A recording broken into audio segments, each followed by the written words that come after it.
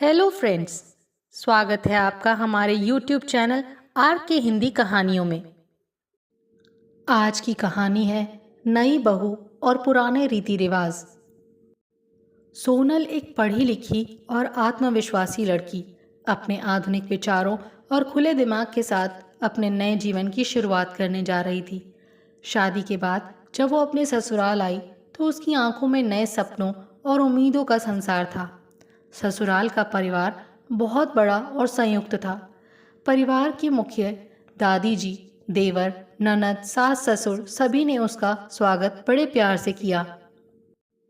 लेकिन हर व्यक्ति के मन में एक उम्मीद थी कि सोनल परिवार की पुरानी परंपराओं को अपनाएगी और खुद को पूरी तरह से उस माहौल में ढाल लेगी। घर की परंपराएं भी काफ़ी सख्त थीं। सुबह जल्दी उठना, पूरे परिवार का नाश्ता बनाकर देना, दिन भर घर का कामकाज संभालना और हर दिन पूजा पाठ करना, ये सब सोनल के लिए बहुत नया था। हालांकि उसने कभी परिवार की इन परंपराओं का विरोध नहीं किया, लेकिन वो इस सब में खुद को असहज महसूस करने लगी। ससुराल में पहली सुबह जब सोनल ने सूट पहना और खुले बालों के साथ रसोई में नाश्ता बनाने पहुंची तो उसकी सास सरला देवी ने उसे देखकर कहा, बहू, ये क्या पहन रखा है? हमारी बहुएं ऐसे नहीं रहती। जाओ, साड़ी पहनकर मांग में सिंदूर और सिर पर पल्लू डालकर आओ। सोनल को समझ में नहीं आया कि वो क्या कहे। उसने कभी सोचा भी नहीं था कि ऐसे छोटे छोटे मुद्दे इतने बड़े बना दिए जाएंगे, लेकिन फिर भी उसने मुस्कुराते हुए अपनी सास की बात मान ली और साड़ी पहन ली। दादी जी ने जब सोनल को नाश्ता परोसते हुए देखा तो बोली, बेटी, हमारे यहाँ खाने से पहले भगवान को भोग लगता है। तुमने ये कौन सी नई परंपरा शुरू कर दी कि पहले खाना और बाद में भगवान को भोग? सोनल ने धीरे से सिर हिलाया और सोचा, कितनी पुरानी सोच है इस परिवार की, पर मैं भी अपनी नई सोच के साथ समझौता करूंगी। रात में जब वो अपने पति विवेक के पास पहुंची तो उसने मन की बात कहते हुए कहा, विवेक, मैं तुम्हारे परिवार की हर परंपरा को मानने की कोशिश कर रही हूँ, लेकिन कभी कभी मुझे ऐसा लगता है जैसे मैं अपने अस्तित्व को खो रही हूँ। क्या तुम मेरी थोड़ी मदद कर सकते हो? विवेक उसकी बात समझता था, लेकिन उसने कहा, सोनल, ये घर का माहौल ही ऐसा है, धीरे धीरे तुम भी ढल जाओगी। बस थोड़ा समय दो सबको और खुद को भी। सोनल ने अपने ससुराल में धीरे धीरे खुद को ढालने की कोशिश शुरू कर दी। हर दिन नई चुनौती लेकर आता था। कभी दादी जी की रीति रिवाजों पर दी जाने वाली लंबी सीख, तो कभी साहस की नई उम्मीदें। वो इन सब के बीच खुद को शांत रखते हुए सलीके से काम करने की कोशिश करती रहती। रसोई में एक दिन जब सोनल सबके लिए खाना बना रही थी तब देवर आदित्य रसोई में आ गया। आदित्य ने हंसते हुए कहा, भाभी, आज तुमने हमारी पसंद की सब्जी नहीं बनाई। तुम्हें पता है, दादी जी को आलू परमल की सब्जी बहुत पसंद है। अगर उन्हें खाना अच्छा नहीं मिला तो पूरा दिन ही खराब हो जाएगा। सोनल ने हंसते हुए आदित्य की बात सुन ली और उसी समय दादी जी की पसंद को भी याद कर लिया। उसने सोचा, शायद यही तरीका है इस परिवार के दिल तक पहुंचने का, उनकी पसंद और परंपराओं को समझने का। दूसरी ओर सोनल के मन में ये भी चलता कि वो अपनी आधुनिक सोच को कैसे परिवार में ला सकती है। घर की महिलाएं पूरा दिन कामों में व्यस्त रहती हैं और उनकी अपनी कोई पहचान नहीं थी। सोनल ने सोचा, क्या होगा अगर मैं इस घर की महिलाओं को अपने लिए कुछ नया करने का अवसर दूं, कुछ ऐसा जिससे वो भी खुद को एक नई पहचान दे सकें। एक दिन सोनल ने दादी जी से कहा, दादी जी, मैं सोच रही थी क्यों ना हम सब महिलाएं मिलकर कुछ नया करें, जैसे कुछ हस्तशिल्प बनाना जो हम बाजार में बेच सकें। इससे हम अपना समय भी अच्छे से बिता सकेंगे और कुछ नया भी सीख पाएंगे। दादी जी को ये सुनकर अजीब लगा। उन्होंने कहा, बेटी, ये सब काम तो हम कभी सोच भी नहीं सकते। हमारी महिलाएं घर का काम संभालती हैं, ये बाजार बाजार जाना हमारे बस की बात नहीं। सास सरला देवी ने भी इस पर अपनी प्रतिक्रिया दी। सोनल, तुम्हारी सोच अच्छी है, पर हमारे घर में इस तरह की चीज़ें कभी नहीं हुई और फिर हम लोग कहाँ जाएंगे ये सब बेचने के लिए। सोनल ने उनकी बातें सुनी और फिर बोली, माँ जी, आजकल ऑनलाइन प्लेटफॉर्म्स भी हैं, हम सब घर बैठे अपने बनाए हुए सामान को बेच सकते हैं। इससे न केवल हमें अपनी मेहनत का फल मिलेगा बल्कि एक नई पहचान भी बनेगी। आप सब सोचिए कितना अच्छा लगेगा जब हमारी बनाई हुई चीज़ें देश भर में अपनी पहचान बनाएंगी। सोनल की बातों ने घर की महिलाओं को सोचने पर मजबूर कर दिया। धीरे धीरे उन्हें भी ये विचार पसंद आने लगा। लेकिन सबसे बड़ी चुनौती थी दादी जी की सहमति। क्या दादी जी इस नए विचार को स्वीकार करेंगी? दादी जी ने कुछ देर सोचने के बाद कहा, बेटी, अगर तुम्हारा यही मन है तो हम एक बार कोशिश कर सकते हैं, पर याद रखना, हमारे रीति रिवाजों और परंपराओं का सम्मान हर हाल में बरकरार रहना चाहिए। सोनल के सुझाव को जब दादी जी ने हरी झंडी दे दी तो ये परिवार के लिए एक नया कदम साबित हुआ। घर की सभी महिलाएं, सास, ननद और दादी जी सब सोनल के साथ मिलकर नए नए विचारों पर चर्चा करने लगे। सोनल ने उन्हें सरल और सुंदर हस्तशिल्प बनाना सिखाया, जैसे हाथ से बनी हुई चूड़ियाँ, रंग बिरंगे दुपट्टे और दीवार की सजावट की वस्तुएं। ये काम सभी को पसंद आने लगे और घर में एक नया जोश और उत्साह देखने को मिला। सोनल ने हर किसी की मदद और सुझाव को अपनाते हुए ये तय किया कि वो अपने बनाए हुए सामान को ऑनलाइन बेचेंगी। सभी के चेहरे पर ये सोचकर खुशी आ गई कि उनके हाथ की बनाई हुई चीज़ें अब दूर दूर तक पहुंचेंगी। लेकिन अभी भी घर में कुछ ऐसे लोग थे जिन्हें इस बदलाव से परेशानी थी। खासकर परिवार के पुरुष सदस्यों को ये सब समझ नहीं आ रहा था। एक दिन जब विवेक काम से घर आया तो उसने देखा कि घर की सभी महिलाएं मिलकर हस्तशिल्प बना रही हैं। उसे थोड़ा अजीब लगा। उसने सोनल से पूछा, सोनल, ये सब क्या चल रहा है? तुम सब इस काम में क्यों लगी हो? क्या घर के कामकाज की जिम्मेदारी अब पूरी नहीं होती? सोनल ने मुस्कुराते हुए विवेक को समझाया, विवेक, ये काम घर के कामकाज के बाद ही किया जाता है। हम सभी अपने हुनर को पहचानने और एक नई पहचान बनाने की कोशिश कर रहे हैं। तुम देखना, हम जल्द ही इस काम में सफल होंगे। विवेक को थोड़ा शक था, पर उसने सोनल का समर्थन किया।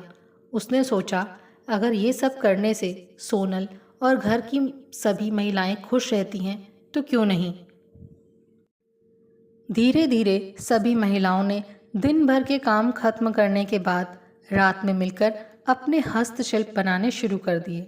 ये एक ऐसा समय था जब वो हंसी मजाक और गपशप में अपना समय बिताती और एक दूसरे के साथ नए सपनों की बात करती। सरला देवी, जो पहले सोनल की बातों से असहज थीं, अब हर समय उसकी तारीफ करती। उन्होंने कहा, सोनल, तुम्हारे आने के बाद घर का माहौल ही बदल गया है। पहले हम सब सिर्फ घर के कामकाज और पारिवारिक जिम्मेदारियों में ही उलझे रहते थे, लेकिन अब हमें भी कुछ नया करने का मौका मिला है। कुछ समय बाद सोनल ने उनकी बनाई हुई चीज़ें ऑनलाइन बेचना शुरू किया। सबसे पहला ऑर्डर जब आया तो पूरे घर में खुशी की लहर दौड़ गई। दादी जी ने सबसे पहले भगवान का आभार माना और सबको मिठाई खिलाई। उन्होंने गर्व से कहा, ये देखो, हमारी बहू ने क्या कमाल कर दिया। आज मैं कह सकती हूँ कि हमारे परिवार की बहुएं किसी से कम नहीं हैं। हमारे रीति रिवाजों और परंपराओं के साथ साथ उन्होंने अपनी नई सोच को भी यहाँ अच्छे से जगह दी है। इस खुशी के पल में सभी ने एक दूसरे को बधाई दी। सोनल की मेहनत रंग लाई थी, लेकिन ये सिर्फ एक शुरुआत थी। अभी आगे का सफ़र लंबा था। घर में अब एक अलग ही माहौल बन चुका था। हर दिन सोनल और परिवार की महिलाएं मिलकर अपने हस्तशिल्प के नए नए ऑर्डर तैयार करतीं। उनकी मेहनत रंग ला रही थी और धीरे धीरे उनके बनाए सामान की मांग भी बढ़ने लगी थी। ये देखकर परिवार के सदस्य भी गर्व महसूस करने लगे थे। लेकिन हर बदलाव के साथ चुनौतियां भी आती हैं और इस परिवार में भी कुछ लोग थे जो इस आधुनिक पहल से पूरी तरह सहमत नहीं थे। खासकर दादी जी के छोटे बेटे सुरेश चाचा और उनके बेटे आदित्य। सुरेश चाचा, जो घर के रीति रिवाजों और परंपराओं के सख्त समर्थक थे, उन्हें ये बिल्कुल भी पसंद नहीं आ रहा था कि घर की महिलाएं इस तरह से बाहर की दुनिया में कदम रखें। उन्होंने एक दिन अपने बड़े भाई यानी सोनल के ससुर जी से कहा, भैया, क्या आपने देखा है कि अब इस घर की बहुएं घर के कामकाज छोड़कर हस्तशिल्प बना रही हैं और बाहर के लोगों से मेल जोल बढ़ा रही हैं। ये हमारी परंपराओं के खिलाफ है। ससुर जी ने शांत स्वर में कहा, सुरेश, घर की बहुएं घर के कामकाज को अच्छे से संभाल रही हैं और इसके साथ साथ अपने हुनर को भी पहचान रही हैं, तो इसमें गलत क्या है? सोनल ने सभी को कुछ नया सिखाया है और उसकी मेहनत से घर में खुशहाली आई है। सुरेश चाचा ने अपनी बात को आगे बढ़ाते हुए कहा, लेकिन भाई साहब, इस तरह से हमारे परिवार की महिलाएं अपनी पारंपरिक जिम्मेदारियों को भूल जाएंगी। ये नया ज़माना हमारी पुरानी परंपराओं को ख़त्म कर देगा।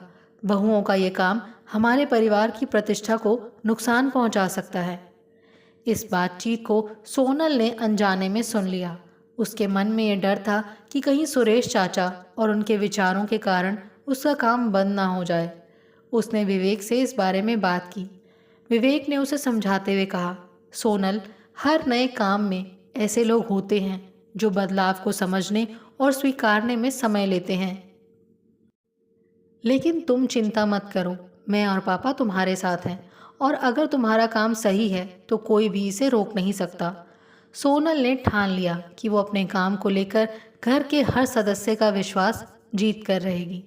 उसने दादी जी और सरला देवी से बात की और कहा, माँ जी, दादी जी, क्या हम अपने काम को और बेहतर बना सकते हैं? क्यों ना हम घर के सभी पुरुष सदस्यों को इस काम में शामिल करें और उनसे सुझाव लें। दादी जी को सोनल की ये बात सही लगी। उन्होंने सबको बुलाया और कहा, हमारी सोनल ने जो सोचा है वो सही है। अगर हम सभी मिलकर इस काम में हिस्सा लेंगे तो ये काम केवल महिलाओं का नहीं बल्कि पूरे परिवार का हो जाएगा।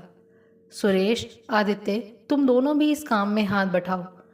सुरेश चाचा और आदित्य को मन ही मन गुस्सा तो बहुत आया, पर वो दादी जी की बात का मान रखते हुए चुप हो गए। उन्होंने सोचा कि अगर वो इस काम में शामिल होंगे तो शायद अपने अनुसार चीज़ों को बदल भी सकेंगे। धीरे धीरे सुरेश चाचा और आदित्य ने भी हस्तशिल्प के काम में अपनी भूमिका निभानी शुरू कर दी। सोनल की कोशिशें सफल हो रही थीं। परिवार के पुरुष सदस्य भी इस काम का हिस्सा बनने लगे। जहां पहले सुरेश चाचा और आदित्य इसके खिलाफ थे, वहीं अब वो अपनी राय देने लगे कि किस तरह से काम को बेहतर बनाया जा सकता है। ये एक छोटी सी जीत थी, लेकिन सोनल के लिए बहुत बड़ी थी। परिवार की सोच धीरे धीरे बदलने लगी थी। आधुनिकता और परंपरा का मेल हो रहा था और सोनल ने महसूस किया कि अगर नई सोच को पुराने रीति रिवाजों का सम्मान देकर आगे बढ़ाया जाए तो उसे अपनाना मुश्किल नहीं होता।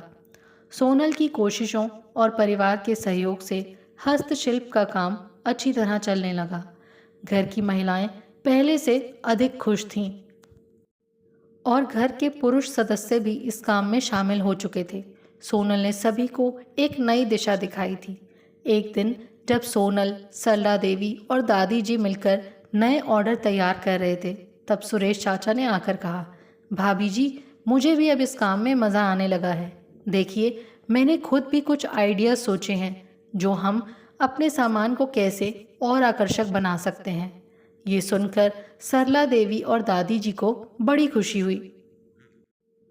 उन्होंने सोचा कि अब परिवार पूरी तरह से इस काम में एकजुट हो चुका है। विवेक भी सोनल की हर कदम पर तारीफ करने लगा। उसने सोनल से कहा, सोनल, तुम्हारे आने से हमारे घर में जो बदलाव आया है वो सिर्फ एक नए काम का नहीं है, बल्कि हमारे सोचने के तरीके का भी है। तुमने हमारी परंपराओं का सम्मान करते हुए हमें एक नई दिशा दिखाई है। मुझे तुम पर गर्व है। सोनल ने मुस्कुराते हुए विवेक का हाथ थामा और कहा, विवेक, ये सब आपके सहयोग के बिना संभव नहीं था। आप सब ने मेरा साथ दिया है, तभी तो मैं इस काम को आगे बढ़ा पाई। घर में अब पहले जैसी बहस नहीं होती थी। सभी ने ये समझ लिया था कि बदलाव ज़रूरी है, लेकिन इसके साथ अपने पुराने रीति रिवाजों को भी संजोना उतना ही महत्वपूर्ण है।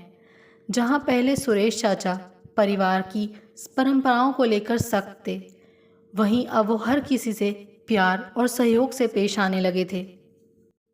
हस्तशिल्प का काम अब केवल घर तक सीमित नहीं रहा, बल्कि उन्होंने इसे एक छोटे बिजनेस का रूप दे दिया। परिवार की हर महिला को अब अपने हुनर पर गर्व होने लगा था। सोनल ने सभी को ये समझाया कि चाहे हम कितने भी आधुनिक क्यों ना हो जाएं, परंपराओं का सम्मान बहुत ज़रूरी है, और साथ ही अगर परंपराओं में कुछ बदलाव की ज़रूरत हो तो उन्हें भी प्यार और समझदारी से अपनाना चाहिए। दादी जी ने एक दिन सभी को इकट्ठा किया और कहा, बच्चों, आज मुझे गर्व हो रहा है कि हमारा परिवार आज जिस मुकाम पर है वो सोनल की वजह से है। उसने हमें ये सिखाया कि पुरानी परंपराओं का सम्मान करते हुए हम नए रास्ते भी खोज सकते हैं। मुझे आज गर्व है कि हमारी बहू ने हमें ये नई दिशा दिखाई। सोनल के लिए तो ये सबसे बड़ा पुरस्कार था। इस सफ़र में कई चुनौतियां आईं, लेकिन सोनल ने सबका सामना मुस्कान के साथ किया। उसने अपने परिवार के हर सदस्य का विश्वास जीता और उन्हें ये समझाया कि परंपराएं बेशक ज़रूरी हैं, लेकिन बदलाव भी उतना ही महत्वपूर्ण है। आपको हमारी ये कहानी कैसी लगी? प्लीज़ कमेंट करके ज़रूर बताइए। अगर आप इस चैनल पर नए हैं तो इसे सब्सक्राइब करें और शेयर करें। Thank you.